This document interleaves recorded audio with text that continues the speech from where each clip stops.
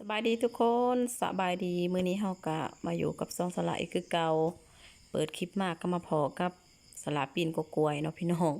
อยากสิพาพี่น้องมาปิดดอกกล้วยคือเก่าจ้าตอนนี้เฮากะถ่ายขึ้นกกล้วยนี่2 คนเพราะว่าเฮาสิมาเฮ็ดคลิปเนาะเฮาก็เลยมาปีน2 คนเลยจ้านี่คนหนึงติดคนหนึงใส่โฟมจ้ะพี่น้องนี่บรรยากาศในการเฮ็ดเวียกของสละก็สิประมาณนี้เลยแล้วตอนนี้สละก็บังเอิญไปเห็น อันนี้เราแบบลูกเราหายหั้นนะลูกเราหายเราก็แบบบ่จักเฮ็ดแนวใดอ้าย2 คนก็บ่ยอมเบิ่งน้องเราก็เลยเจียใส่หลังเลยแล้วก็ขึ้นไปปีนกกวยเลยแต่ว่าเราเก่งที่สุดเลยสละยอมรับว่าเราเก่งแบบเราโคตรเก่งเลยหั้นนะคันเป็นสละนี่ลูกยังน้อยปานนั้นน่ะจะบ่มาหยังหั้นนะคันมาก็แบบคันว่ามีไผเบิ่งแท้ๆคันสมมุติว่าเฮาบ่มีเงินแท้ๆเนาะว่าบ่มีไผเบิ่งแท้ๆเฮาก็บ่อยากให้ลูกเข้ามาลำบากจนแบบมา อันนี้หั้นนะแบบมันอยู่ป่าอยู่ดงสังประมาณนี้หั้นนะอยู่ป่ากกว่ามันก็มียุงมีหยังหลายพี่น้องแต่ว่าเราก็สู้ชีวิตแฮงพวกเราก็เฮ็ดเวียกเราก็เฮ็ดเวียกบัดลูก2 คนเราผู้ชาย2 คนนั่นก็ยังน้อยคนหนึงก็3 ปีคนหนึงก็5 ปีแบบว่าเราก็เอาลูกทีแน่เนาะลูกผู้นี้ก็ยังบ่ทันปีปลายเนาะประมาณนี้แหละแต่ว่ายังน้อยหลายหั้นนะลูกเรา2 คน3 คนยังน้อยเราก็เลยแบบตัดสินใจแบบเราโคตรเก่งเลยบอกเลยว่าเราเก่งแฮงเรามาแต่ ภาคเหนือพุ่นเรามาจากแขวงหัวพันมาเฮ็ดเวียกอยู่อัตตปือพี่น้องเราก็มาความใกล้มาจากภาคเหนือมาเฮ็ดอยู่ภาคใต้แล้วว่าสระถามว่าอยู่พุ่นเขาบ่ได้เฮ็ดสวนกล้วยบ่แล้วว่าอยู่แถวบ้านเขาบ่สามารถปลูกแบบประเภทนี้ได้เนาะเพราะว่ายามฤดูหนาวถ้ามันสิตายหยังประมาณนี้หั้นนะเราก็ว่าบ่สามารถปลูกกล้วยได้ประเภทแบบปลูกพืชปลูกหยังก็บ่ค่อยได้แถวภาคเหนือหั้นนะเขาว่า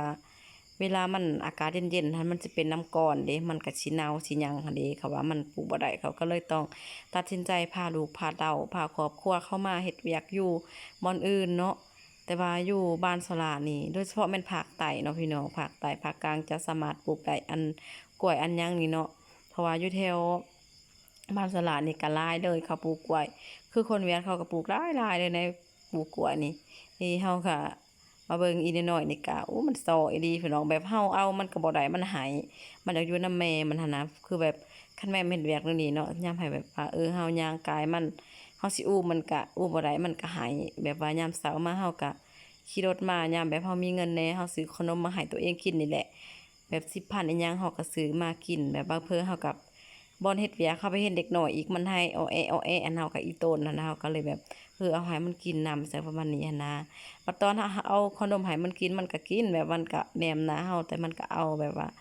มันก็กินอยู่แต่ว่าเฮาก็แบบบ่มีเนาะแบบว่าเฮาสิซื้อให้มันคุมื้อเฮาก็บ่มีหันนะแต่ว่าเฮาเฮ็ดเวียกหลายคนก็มื้อนี้ผู้นั้นซื้อผู้นั้นผู้นี้ซื้อก็แบ่งให้เด็กน้อยกินนำเพราะว่าอยู่สวนที่สลาเฮ็ดก็มีเด็กน้อย3 คนเนาะเฮาก็แบ่งให้พวกเพิ่นกินแหน่กินคนละก่อนอีหยังนี่แหละคันซื้อขนมมาก็คือสละบางทีก็คันมียามมีเงินนะ เฮาก็ซื้อขนมมาเนาะบัดยามฮอดสวนก็เพิ่นเด็กน้อยอีกบ่อนเจ้าของสวนคันนี้เห็นเด็กน้อยเฮาก็ได้แบ่งให้พวกเพิ่นกินอีกเฮาก็อีต้นหันน่ะเบิ่งแม่เขาก็เฮ็ดเวียกแบบหนักหน้าและพ่อเพิ่นก็เฮ็ดเวียกบ่ได้พักบ่ได้เซามื้อนั้นก็ฝนตกบักแห้งๆเลยพี่น้องเพราะว่าสลักแบบว่ามื้อฝนตกหันนะฝนตกแท้ตกว่าแบบเพิ่นก็ทั้งอุ้มลูกจาเต่าอีก แล้วก็หัวหน้าก็บอกให้แบบมันตกแบบประมาณแบบว่าอยู่ในกกกล้วยมันก็สิบ่เปียกปานใดเนาะมันมีโฮมกกกล้วยเด้หัวหน้าก็บ่ให้เมื่อนิคมอีกบอกให้ว่าให้ท่าฝนเซาอยู่นี่แหละหัวหน้าน่ะเพิ่นก็แบบมาบอกให้เฮาบ่ให้เมื่อให้อยู่นี่แหละว่าสิถ้าประมาณอีก2-3ชั่วโมงฝนจะเซาตกจะเฮ็ดเวียกต่อป๊าดมื้อนั้นสละเบิ่งแบบแนมเขาแบบทางลูกทางเต้าเฮาหั่นน่ะ เฮาแนมเบิ่งแบบเป็นตาสิโตนหั่นน่ะอีน้อยๆมันก็หนาวจนโตสั่นได้บึดๆๆแล้วหัวหน้ามันก็แบบบ่ฮู้สิโตนหั่นนะมันก็แบบให้บ่ให้เฮาเมื่อยอีกซ้ำให้เฮาอยู่เฮาก็แบบเอาสละคะแนนน่ะอีน้อยๆมันก็แบบมันให้เนาะมันหนาวสินะเฮาก็อีต้นมันคิดว่าโอ้เป็นตาอีต้นเด้คนเฮาเนาะกว่าสิหาเงินได้ก็บ่แม่นของคอยกว่าสิหาเงินกว่าสิมีเวียกเฮ็ดหั้นนะซุมื้อนี้เนาะคือว่าแหละคันนะบ่ได้ที่เขาบ่อยากเอาเฮาเขาก็บ่เอาได้เว้าแท้ๆ บ่เฮ็ดเวียกเฮ็ดงานก็ได้บ่แม่นสิง่ายๆบ่แม่นว่าสิไปบ่อนใดก็ได้สิไปหาเงินอยู่ไสก็ได้มาเผลอๆเฮาไปแบบบ่อนที่เขาบ่เอาเฮาก็มีบางทีเขาก็ว่ากรรมกรหลายกรรมกรเต็มอีหยังหันนะเฮาบ่มีสิทธิ์ไปเฮ็ดเวียกบ่อนนั้นก็ได้บางทีหันนะเฮาก็แบบมันหลายแหละ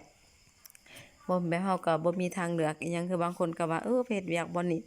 มันได้เงินน้อยก็ไปสิหั้นนะเฮาบ่มีสิทธิ์เลือกเลยถ้าเฮาบ่เฮ็ดเงินน้อยเฮาก็บ่ฮู้สิเฮ็ดหยังแหละเพราะว่าอยู่เรือนเฮาก็บ่มีหยังเฮ็ดบ่มีหยังแหละหั้นนะเฮาก็บ่ฮู้สิหาเงินด้วยวิธีใดก็มาเฮ็ดแบบนี้แหละบางคนก็ว่าเฮ็ดอยู่บ่อนสวนกล้วยจีนสวนกล้วยเวียดมีถาดเคมีมีถาดอิหยังหลายอย่างต่างๆเลยเฮาก็แบบซุมื้อนี้เนาะแบบทั้งขนาดแบบอยู่หัวสวนให้สวนอิหยังยังมีถาดเคมีเบิดหั้นนะทุกคนเฮาบ่สามารถหลีกเลี่ยงได้แล้วว่าซั่นซะแต่เฮาต้องรู้จักรักษาตัวเองซื่อๆยามเฮาสิกินข้าวบ่ยามหยังบ่เฮาก็ต้องได้ล้างหมกล้างมืออิหยังวันนี้เนาะต้องแบบต้องระมัดระวังในการอันนี้แหละยามเขาฉีดจุกฉีดยาแน่นอนเขาต้องฉีดยาแหละในสวนกล้วยมันบ่มีว่าเขาบ่ฉีดเนาะขนาดอยู่สวนมะตอกมันต้นสวนข้าวสวนน้ำเขาก็ยังฉีดยาเบิดหั้นนะแบบว่าอยู่หัวให้นาอิหยังเขาก็ฉีดยาเบิดอิหยังหั้นนะซุมื้อนี้ เพราะมันมีธาตุเคมีได้แหละเฮาก็หลีกเลี่ยงบ่ได้เนาะบางคนก็ว่าเงินก็น้อยอิหยังประมาณนี้เขาว่าก็อยากไปเฮ็ดเฮาบ่มีทางไปเฮาบ่มีทางเลือกเพราะว่าบ่ที่เฮาเฮ็ดนี่ก็แม่นอยู่เงินน้อยแต่ว่ามันอยู่กับบ้านเฮาเนาะค่าแบบค่าน้ำค่าไฟเฮาก็แบบต้องได้อยู่กับครอบครัวเนาะข้าวน้ำตามป่าเฮาก็มาอยู่เรือนเฮามาอยู่แบบเป็นครอบครัวเฮาคือเก่ามากินกับพ่อกับแม่เฮาจังซี้นะมีหยังเฮาก็ ซื้อกินนำกันเขาคันไปอยู่บ่อนต่างจักเขาสิเก็บเงินให้แบบว่าเฮาจักเขาสิเก็บเงินส่งพ่อแม่แล้วก็จักเขาสิซื้อหยังๆให้เฮากินอีกค่าห้องค่าไฟค่าน้ำค่านี้ค่านั้นมันก็คิดหลายไปคิดหลายมากก็ซ้ำเก่าหยังประมาณนี้นะเฮาก็เลยต้องเลือกเฮ็ดอยู่นี้อีกอย่างถ้าเฮาเฮ็ดเวียกถ้าเฮามีเวียกอยู่เรือนเนาะเฮ็ดไร่เฮ็ดนาเฮาก็สามารถช่วยเวียกพ่อแม่เฮาได้โดยที่เฮาบ่ได้จ้างคนอื่นมาเฮ็ดอีกบางทีเฮ็ดเวียกบ่อนอื่น เฮามีเงินมาเฮาก็ต้องได้จ้างคนอื่นมาเฮ็ดอีกหั้นนะมันก็ส่ำเก่าหั้นแหละเฮ็ดแล้วบ่นี้ก็คันเอาไปคุมื้อก็บ่มีเก็บแต่ก็พอมีกินว่าซั่นซะมันก็แบบบ่ได้มีกินอิหยังแบบมากมายดอกพอได้ซื้อกินประจำวันเฮานี่แหละหาเช้ากินค่ำเนาะแบบนี้แหละชีวิตของชาวชนบทเฮาอยู่ประเทศลาวเฮาเนาะพี่น้องก็สิประมาณนี้แหละหลายคนเลยอาจจะเลือกมาเฮ็ดอยู่ที่สวนกล้วยสวนจีนนี่แหละ บ่ค่อยได้ไปทางใดโดยเฉพาะแม่นทางบ้านสลาเนาะบ่ค่อยมีคนไปเฮ็ดเวียกอยู่ไทยอยู่หยังบ่นี้บ่นั้นเนาะส่วนมากก็คันไปไกลสุดจากบ้านก็ไปเนาะไปเวียงจอกเวียงจันทน์หยังแหละเป็นชาวตัดหยอกตัดยิบเนาะแต่ว่าซุมื้อนี้มันมีสวนกล้วยเวียดสวนกล้วยจีนส่วนนายเขาก็มาเฮ็ดอยู่นี่แหละเขาบ่ค่อยได้ไปบ่อนอื่นเพราะว่าอยู่นี่คันเฮาเฮ็ดแบบคือไปตัวอย่างไปเฮ็ดเวียกเดือนอยู่นำเวียดก็ เพิ่นจ้างหลายเนาะสมมุติว่าเฮาปิดดอกจั่งซี้เพิ่นก็จ้างเดือนหนึ่ง4,500,000 5,000,000แต่ว่าการเงินเดือนหั้น4,500,000 5,000,000นั่นอ่ากินอยู่เฮาเองแต่ว่าบ่แม่นว่าเฮาซื้อกินเฮาเองแต่ว่ามีบ้านมีห้องพักให้แบบว่ามีที่นอนให้แล้วก็มีน้ำกินให้ฟรีแบบว่าเขากันตองเรียบร้อยแล้วก็น้ำฟรี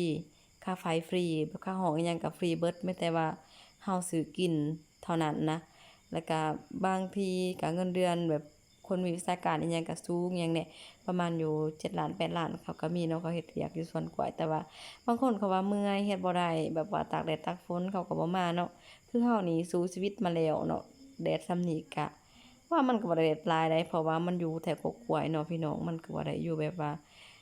อิหยังบ่ที่มันแดดแรงอิหยังประมาณนี้หั้นนะเฮาก็อยู่บอนกกอกกกล้วยอิหยังแหละ โอเคบัดนี้เราก็สิมาพาพี่น้องเลิกเวียกและบัดนี้พี่น้องนี่มาท่ารับเงินจ้าตอนนี้ท่ารับเงินเนาะจนว่าสิค่ำแหละเพราะว่ามีรถมารับเด้เราก็ต้องได้ท่ากันเนาะเมื่อนำกันเพราะว่าแต่ละสวนเนาะเฮาเฮ็ดเวียกบ่เจ้าของสวนเด้ถ้าเจ้าของสวนเขามารับเงินให้เฮามาจ่ายเงินให้เฮาเด้เฮาก็ยังท่าเพราะว่า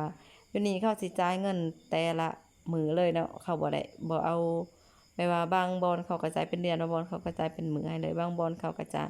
5-6มื้อเทื่อหนึ่งเขาจังสิจ่ายให้เราแต่ว่าบ่อนนี้สละมักบ่อนที่ว่าเขาจ่ายให้เราคุมื้อเพราะว่าเราบ่มีเงินกินเด้เราก็ต้องได้เอาแบบนี้แหละมันจังสบายดีว่าซั่นเรามักแฮงเฮ็ดแบบนี้ก็คือตอนเราได้เงินคุมื้อนี่แหละพอได้ซื้อกินซื้ออยากสั่นอยากหยังก็พอได้เอาไปกินหั้นนะบ่มีเก็บดอกบอกตรงๆเลยสละเฮ็ดเวียกตัวนี้บ่มีเก็บพอได้ซื้อกินว่าซั่นพอได้ซื้อเช้าซื้อแลงนี่แหละประมาณนี้แหละพี่น้อง โอเคกันจ้าคลิปวันนี้สิขอตัวสำนี้เด้อพบกันใหม่คลิปหน้าเลยสบายดีสวัสดีจ้าบ๊ายบาย